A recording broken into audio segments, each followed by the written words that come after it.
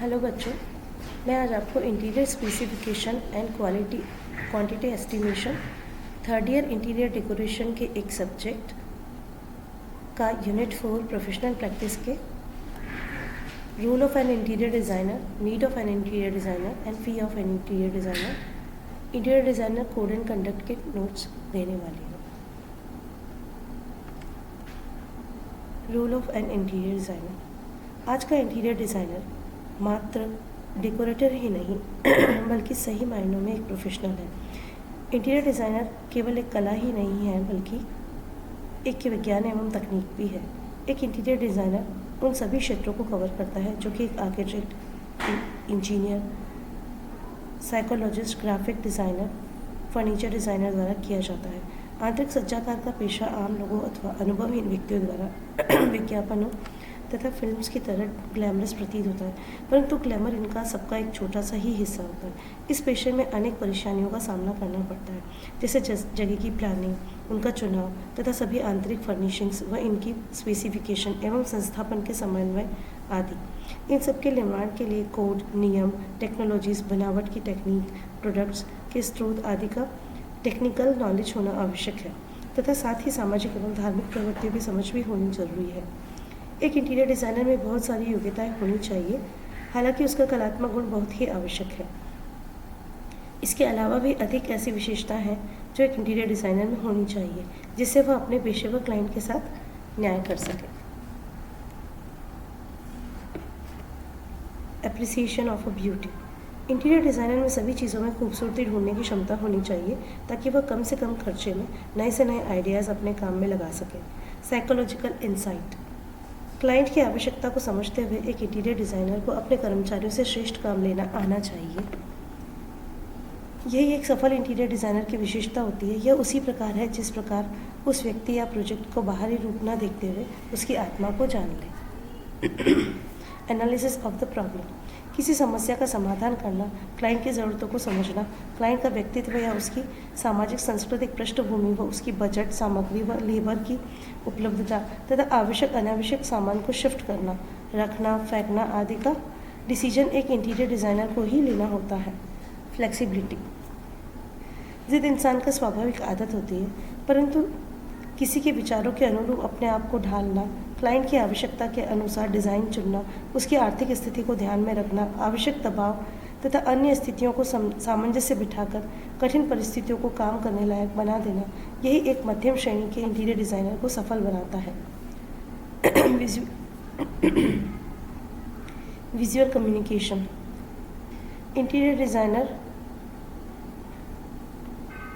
एक interior designer को अपने क्लाइंट को जो भी समझाना है वो एक विजुअल या ड्राइंग के रूप में होना चाहिए। एक ड्राइंग 5,000 शब्दों के बराबर होती है। किसी भी इंटीरियर प्लानिंग को शब्दों में समझने के बजाय ड्राइंग या पर्सपेक्टिव के रूप में समझना ज़्यादा अच्छा रहता है। Meeting the deadlines. सभी कार्यों को करने के लिए एक सही समय होता है और उसके बाद वह किसी काम का नहीं रहता। खिलौना एक छोटे बच्चे के हाथों में जितना अच्छा लगता है उतना एक वयस्क के हाथों में नहीं। अपने हाथ में रहना काम को करने का सबसे अधिक महत्वपूर्ण तरीका है। अगर आप अपनी सीमा के अंतर्गत रहते हैं तो एक अच्छे, ईमानदार, समर्पित डिज़ाइनर के मायने जान जाएंगे। क्लाइंट्स आपके पास दौड़े चले आएंगे और आपका व्यवसाय प्रसिद्धि एवं प्रतिष्ठा की नई ऊंचाइयों को छुएगा। Working with diverse professionalities. Working with diverse personalities. Interior design एक ऐसा व्यवसाय है जिसमें आप हर दिन नए लोगों से मिलते हैं, जैसे क्लाइंट्स और उनके परिवारजन, दोस्त, सप्लायर्स, कॉन्ट्रैक्टर्स, लेबर्स और कुछ अनजान लोग। कुछ लोगों को आप पसंद नहीं होंगे तो कुछ आपको पसंद नहीं करेंगे। कोई वह डिज़ाइन चाहेगा जिसे आप अप्रूव ना करें। किसी को आपका चेहरा पसंद नहीं आएगा, जैसा कि आप पहले बिंदुओं में देखा है। उसी प्रकार आपको अपने काम में लचीलापन लाना होगा। समय के साथ ज़रूरत पड़ने पर झुकना पड़ेगा, वक्त पड़ने पर गुस्से में आकर झगड़ा करना पड़े तो वह भी करना पड़ेगा। यही सही मायने में सफलता होगी।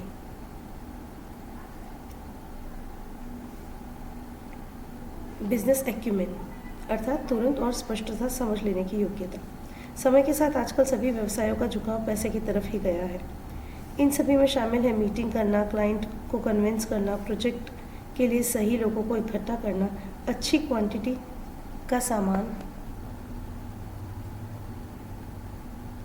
रिस्पॉन्सिबल रेट्स रीजनेबल रेट्स पर आसान और सामान की सही टाइम पर डिलीवरी के लिए सप्लायर्स के साथ संबंध बनाए रखना, ऑफिस के स्टाफ को सही समय पर काम निकलवाना आदि। यदि आप ये सारी क्वालिटीज़ नहीं हैं तो वो इसका असर आपके प्रोफेशन पर विपरीत प्रभाव डाल सकता है। Love of detail and accuracy. एक अच्छे काम में और विशिष्ट प्रकार के काम में रत्ती भर भी अंतर होता है। एक अच्छा काम तब उत्तम बन जाता है जब वह अचूक व यथार्थ तरीके से किया जाए। उदाहरण स्वरूप एक हिंज की फिक्सिंग को ही ले लीजिए। ये दरवाजे के किनारे पर 90 डिग्री के एंगल पर लगनी चाहिए तथा ये aluminium, chrome, brass, stainless steel आदि की उस स्थान के क्लाइमेट कंडीशन के अनुसार होनी चाहिए। एंथुसियाज्म। जोश उत्साह का अर्थ है किसी चीज़ को यह जानने की इच्छा रखना, किसी कार्य के लिए मैकेनिज्म को समझने की इच्छा, उसमें अपनी शक्ति तथा एकाग्रता से अपने आप को प्रैक्टिकली शामिल करना आदि। ये सारे लक्षण किसी भी क्षेत्र में, खासकर इंटीरियर डिज़ाइन के क्षेत्र में होने अति आवश्यक है, क्योंकि यह एक नया व बदलते रहने वाला प्रोफेशन है।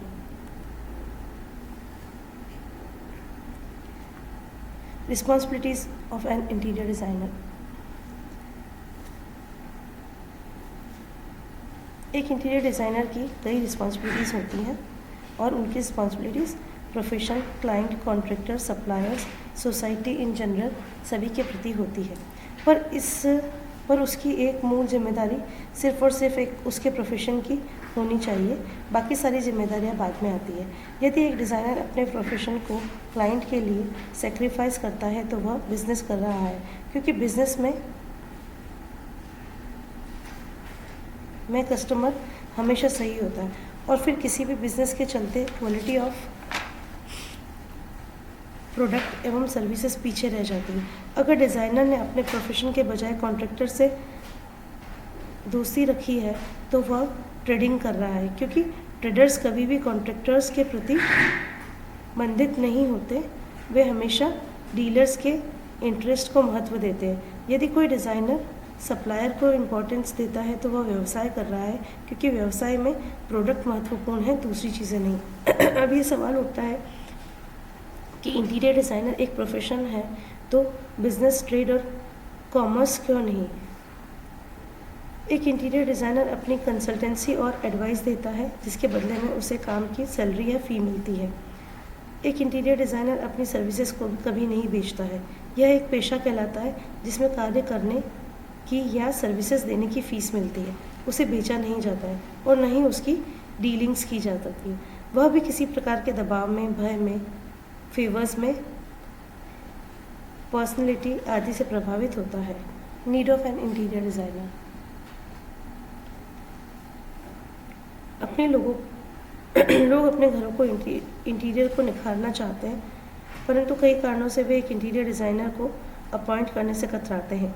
इसके कारण निम्न प्रकार से हैं।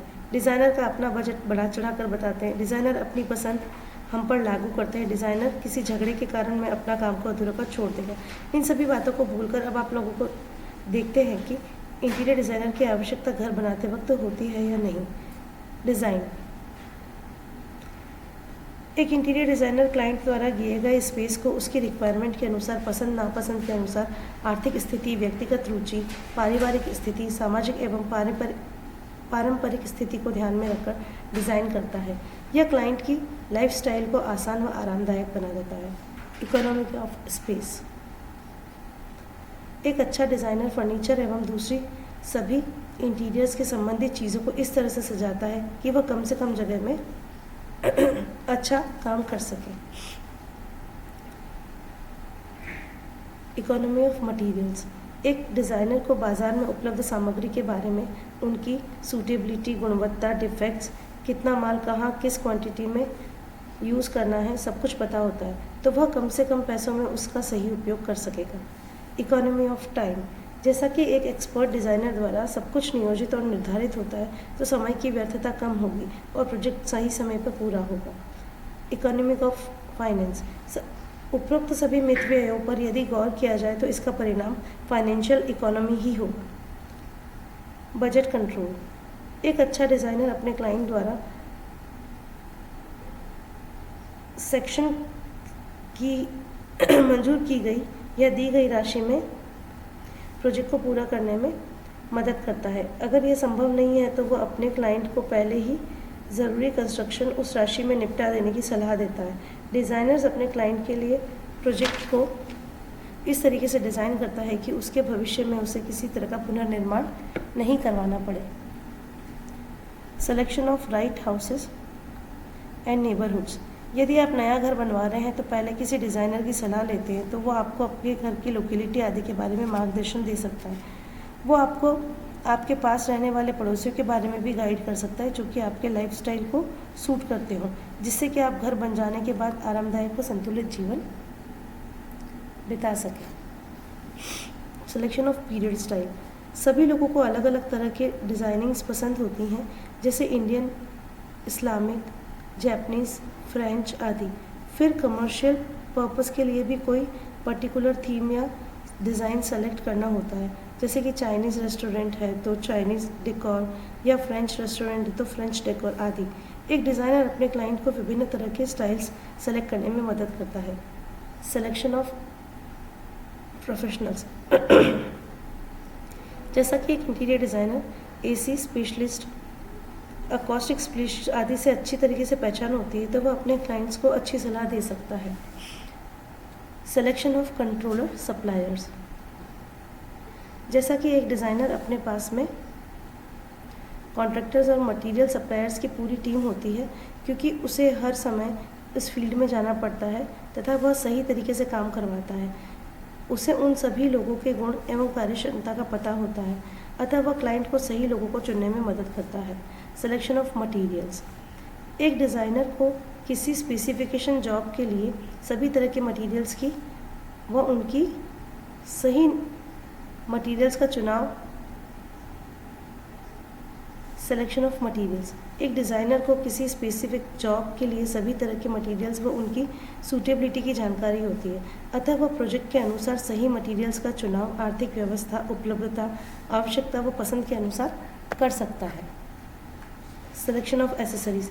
एक डिज़ाइनर अपने क्लाइंट को सही प्रकार से एसेसरीज का चुनाव करने में मदद करता है, जैसे कि painting, sculptures, lightning, features, plans आदि, क्योंकि वह सभी प्रकार के उपलब्ध आइटम्स के बारे में जानता है। एलिमिनेशन। एक इंटीरियर डिज़ाइनर निम्न चीज़ों को निकालने व हटाने में मदद करता है। Elimination of confusion.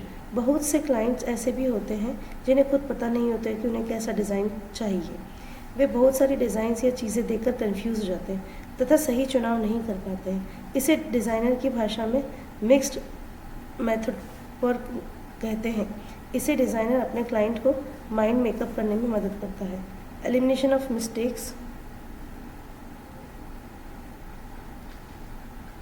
एक डिज़ाइनर्स को अपना काम अच्छी तरह से मालूम होता है, वह सब कुछ इस तरह से प्लान करता है कि कोई गलती ना हो, जैसे फ्लोर की पॉलिशिंग पेंटिंग से पहले हो जानी चाहिए, जिससे कि पेंट साफ रहे, छींटे ना पड़े। Elimination of hindrance. किसी भी प्रोजेक्ट के सफल निष्पादन में कई तरह की बाधाएं आ जाती है, जैसे कि सामग्री की उपलब्धता, शिल्पकार आदि। एक डिज़ाइनर अपने अनुभव से जान पहचान से इन सभी बाधाओं का समाधान ढूंढ लेता है। Elimination of unwanted furniture. जब किसी घर या ऑफिस का नया इंटीरियर किया जाता है तो डिज़ाइनर उन सभी पुराने अनवांटेड फर्नीचर को हटाकर या नई स्कीम में करने में फर्नीचर की स्थापित करने में मदद करता है। सेफ्टी। सुरक्षा की दृष्टि से एक क्वालिफाइड डिज़ाइनर को अपने प्रोजेक्ट के लिए निम्न प्रकार से सुरक्षा प्रदान कर सकता है। Safety premises. एक डिज़ाइनर आर्किटेक्चर के मूल सिद्धांतों से परिचित होता है, इसलिए वो क्लाइंट को बेस स्ट्रक्चर को कोई नुकसान नहीं पहुंचने देता। एक designer waterproofing, insulation, plumbing, electric wiring और दूसरी बारीकियों के बारे में तकनीकी जानकारी रखता है, जिससे वह एक सुरक्षित डिज़ाइन उस जगह के लिए बना सकता है। Safety of work. जैसा कि एक डिज़ाइनर विश्वसनीय कॉन्ट्रैक्टर व सप्लायर को जानता है तो वह अपने क्लाइंट को प्रमाणित सेवाएं और सामग्री उपलब्ध कराने में मदद करता है। अपने क्षेत्रों में ज्ञानी होने के कारण वो कार्य की गुणवत्ता को नियंत्रित करता है, निष्पादन में सेफ्टी बरतता है। Safety of money. एक इंटीरियर डिज़ाइनर को अपने क्लाइंट को तब तक पेमेंट नहीं करने देता जब तक वह खुद काम में ली गई सामग्री, सर्विस आदि से संतुष्ट न हो। इससे क्लाइंट को अनवांटेड खर्चों से बच जाता है और उसका पैसा सेफ रहता है। आर्बिट्रेशन। कई बार एक इंटीरियर डिज़ाइनर बहुत सारी चीज़ों को खुद जज करना पड़ता है। यह मध्यस्थता कई प्रकार से की जा सकती है। Arbitration between the likes of clients and appropriateness. बहुत से क्लाइंट्स ऐसे होते हैं जिन्हें ऐसे डिज़ाइन चाहिए होते हैं जो उस प्रोजेक्ट के लिए उपयुक्त नहीं है। जैसे कि किसी क्लाइंट को चाइनीज़ रेस्टोरेंट में एक मुग़ल आर्च चाहिए। इस स्थिति में एक डिज़ाइनर को बहुत आराम से क्लाइंट को समझाना होता है कि क्या अच्छा लगेगा और क्या नहीं। Arbitration between client and contractor या सप्लायर्स।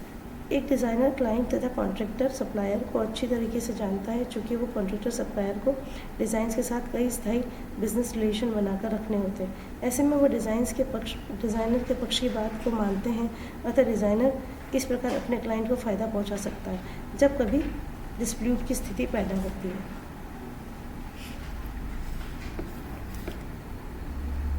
Aesthetic dimensions. आंतरिक सज्जा अपने आप में बहुत खूबसूरत होती है, परंतु सभी लोगों को उसके प्रति अलग अलग आइडियाज़ होते हैं। ऐसे में भी डिज़ाइनर क्लाइंट के लिए डिसाइड करता है तथा क्लाइंट द्वारा कंफ्यूजन होने पर वह उसे अच्छे टेस्ट व अन्य चीज़ों के बारे में समझाता है। टेस्ट। कला का अनुभव अपने आप में एक विवादास्पद प्रश्न है और जब क्लाइंट इसके बारे में कुछ पता नहीं होता है तो वह डिज़ाइनर ही होता है जो उसे इस बारे में निर्णय लेने के लिए मदद करता है। किसी स्थिति में अगर क्लाइंट कंफ्यूज्ड है तो वह डिज़ाइनर ही होता है जो उसे एक्सप्लेन करता है। क्रिएशन इन एम्बियंस। एक डिज़ाइनर जब किसी घर का इंटीरियर करता है तो वह विभिन्न तरीक़ों से वहाँ पर एक वातावरण या एटमॉस्फेयर क्रिएट करता है। वो इस तरह की थीम या वातावरण बनाता है जिससे कि क्लाइंट साइको इकोनॉमिक स्टेटस जिससे कि क्लाइंट का सोशल इकोनॉमिक स्टेटस, उसका व्यापार, वो किस ऐतिहासिक काल को पसंद करता है तथा उसकी जिज्ञासा का पता चलता है। Thought of the future. एक डिज़ाइनर को रखा जाता है क्योंकि वो एक डिज़ाइनर को इसलिए रखा जाता है क्योंकि वह एक ऐसी डिज़ाइन बनाता है जो जल्दी आउटडेटेड नहीं होती। हर काल की अलग अलग विशेषता होती है और एक डिज़ाइनर का कार्य है कि उसे सब अच्छी तरह से समझना व उनकी अलग अलग पहचान बनाए रखना और फिर किस सभी कालों में अलग अलग रंगों को पसंद किया गया है या महत्व दिया गया है जो सभी प्रकार के इंटीरियर्स पर लागू नहीं हो सकते। एक डिज़ाइनर इन सभी बातों का बचाव करता है। इस प्रकार से एक डिज़ाइनर घर के इंटीरियर्स को एक चिरस्थायी लुक देता है जिससे वह बार बार होने वाले बदलाव से बचाता है। सर्विसेज। सबसे महत्वपूर्ण बात यह है कि एक क्लाइंट को डिज़ाइनर की ही अप्रोच करना पड़ता है, जबकि क्लाइंट जानता है कि उसे क्या करना चाहिए, बाज़ार में कौन सी दुकान पे उसे कौन सा मटेरियल मिल जाएगा, मजदूर कहाँ से मिलेंगे आदि, पर वो इन सब के लिए समय नहीं निकाल पाता। यदि वो समय निकाल भी पाए तो उसे बहुत ही जल्द यह एहसास हो जाएगा कि किसी कार्य को बहुत महंगा पड़ेगा। एक डिज़ाइनर को थोड़ा पैसा देकर एक अच्छे से अच्छा काम करवाया जा सकता है।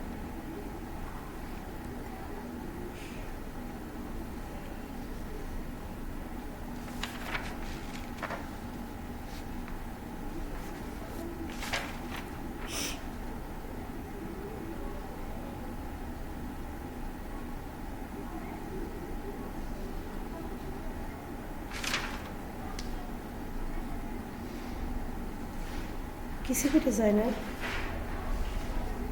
को अपने पेशे में फर्नीचर या सेल की आइटम का आदान प्रदान करने में फंसना नहीं चाहिए। उसे प्रोफेशनल बिजनेस में पॉइंट वैल्यू नहीं देखनी चाहिए। अन्य किसी प्रोफाइल या लॉस के झगड़े में नहीं पड़ना चाहिए जो अन्य डिज़ाइनर्स को आइडिया डिस्ट्रीब्यूट करें। एक डिज़ाइनर यदि अपना काम स्वयं करता है तो उसे क्लाइंट द्वारा फीस मिलती है। यदि वह अन्य फर्म के अंतर्गत काम करता है तो उसे उस काम की सैलरी मिलती है। यह एक डिज़ाइनर की ड्यूटी है कि वह उतनी ही फीस चार्ज करे जितना कि IIID सेल द्वारा निर्धारित की गई है। किसी भी डिज़ाइनर को किसी भी तरह का कमीशन, गिफ्ट, डिस्काउंट आदि नहीं लेना चाहिए, चाहे वो कॉन्ट्रैक्टर द्वारा किया गया हो या ट्रेडमेंस द्वारा। कोई भी एक डिज़ाइनर को फर्म में कंसल्टेंट, एडवाइज़र, फर्नीचर कॉन्ट्रैक्टर के रूप में, आर्किटेक्ट के रूप में, मैन्युफैक्चरर के रूप में, हाउस या एस्टेट एजेंट के रूप में, विकासशील फर्म या कंपनी में किसी भी फर्नीचर प्रोडक्शन कंपनी में काम कर सकता है जिससे सारी आर्किटेक्ट सिर्फ इंटीरियर से संबंधित हो, वो उसे पेमेंट मिल रहा है, वो फीस या सैलरी के रूप में मिले, किसी प्रकार का कोई कमीशन, डिस्काउंट या प्रॉफिट ना मिले। डिज़ाइनर्स को किसी फर्म या कंपनी में पार्टनर्स, मैनेजर्स आदि के रूप में काम नहीं करना चाहिए जो कि किसी सामग्री, फर्नीचर, लेबर आदि में डील करता है। किसी भी डिज़ाइनर को अपने कार्य का विज्ञापन नहीं करना चाहिए और न ही उसे किसी प्रेस या मीडिया में अनाउंसमेंट करवाना चाहिए। सिर्फ एड्रेस चेंज होने पर, टेलीफोन नंबर चेंज होने पर ही प्रेस या इन्फॉर्म करना चाहिए।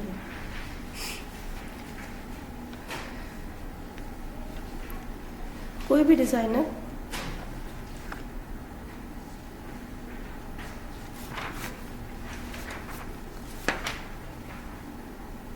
डिज़ाइनर अपने द्वारा साइन किए हुए डिस्क्रिप्शन आदि प्रेस, पब्लिश को दे सकता है, परंतु ये सब नहीं करना चाहिए। पैसे देकर काम करवाना।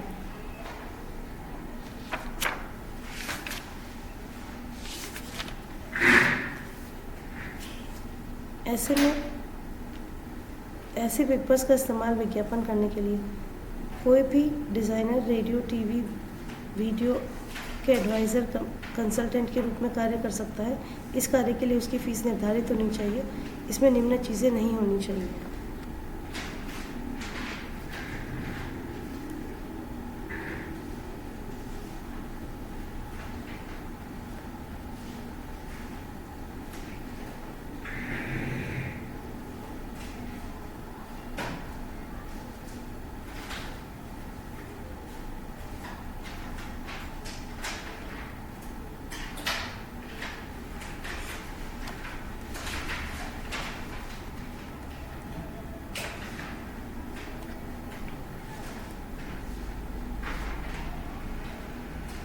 कोई भी designer radio, TV, video programme आदि एडवाइज़र, कंसल्टेंट के रूप में कार्य कर सकता है। इस कार्य के लिए उसकी फ़ीस निर्धारित होनी चाहिए, पर इसमें निम्न चीज़ें नहीं होनी चाहिए। कार्य को करने के लिए रिश्वत देना, इस कार्य को सेल्फ प्रमोशनल एक्टिविटी के लिए प्रेरित करना, इस प्रकार के कार्य के लिए विज्ञापन करना।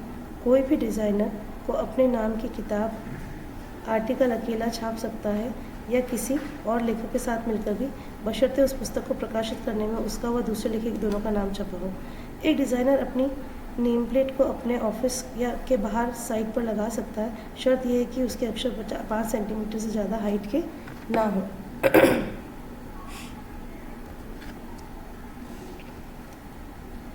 किसी भी जेंट्स डिज़ाइनर को लेडी डिज़ाइनर के साथ कॉम्प्लेक्शन नहीं करना चाहिए। वो उसके साथ किसी भी तरह की गलत हरकतें नहीं करनी चाहिए जो कि उसे स्वाभिमान को ठेस पहुंचाए। क्लाइंट या कॉन्ट्रैक्टर के बीच में किसी प्रकार का झगड़ा होने पर डिज़ाइनर को अनबायस्ड व इम्पार्शियल होकर फैसला करना चाहिए। उसे कॉन्ट्रैक्टर व क्लाइंट की सभी परिस्थितियों को समझा देनी चाहिए।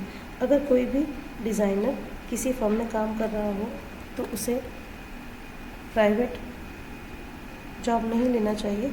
इसका कारण यह है कि वह अपने खुद के ऑफिस में काम करने गुणवत्ता को दर्शा नहीं पाएगा। यदि एक डिज़ाइनर किसी फर्म में कार्य करता है तो उसे विजिटर, क्लाइंट आदि से कोई बात नहीं करनी चाहिए जब तक कि कोई उसे अधिकार नहीं दिए जाए। यदि डिज़ाइनर को अपने बॉस की जगह काम कर रहा है तो उसे चाहिए कि वह किसी को भी ऑफिस के ड्राइंग्स सेक्शन में न जाने दे, केवल रिसेप्शनिस्ट से ही बात कराना उचित होता है। किसी भी डिज़ाइनर का व्यवहार सबसे महत्वपूर्ण होता है। उसे किसी पर गुस्सा जाहिर नहीं करना चाहिए। वह client, boss, colleagues, contractor, suppliers labours, visitors आदि किसी भी के साथ कोई लड़ाई झगड़ा नहीं करना चाहिए जब तक कि किसी डिज़ाइनर को एनओसी न प्राप्त हो जाए, वह किसी अन्य डिज़ाइनर को ज्वाइन नहीं कर सके। Thank you.